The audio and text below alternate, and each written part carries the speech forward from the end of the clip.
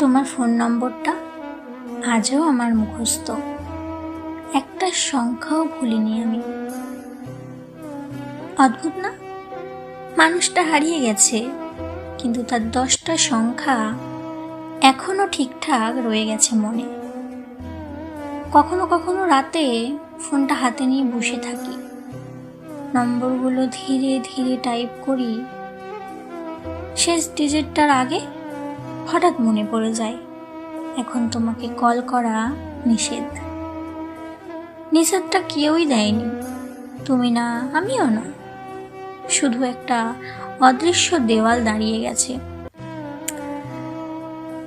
এক সময় এই নম্বরেই রাত ভোর হয়ে যেত গল্পে। অভিমান হলে এখানেই ফিরতাম, খুশি হলে এখানেই জানাতাম আগে।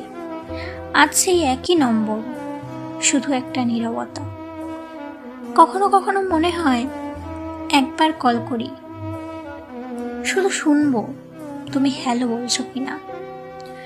কিন্তু তারপরে মনে পড়ে যায় কিছু দূরত্ব ভেঙে ফেলতে নেই, তাই তোমার নম্বরটা আজও আমি মুখস্থ রেখেছি, শুধু একটা অভ্যেসের মতো, যেন প্রমাণ থাকে কখনো কাউকে এতটা মনে রেখেছিলাম যার নম্বর ডিলিট করা যায় কিন্তু ভুলে যাওয়া যায় না।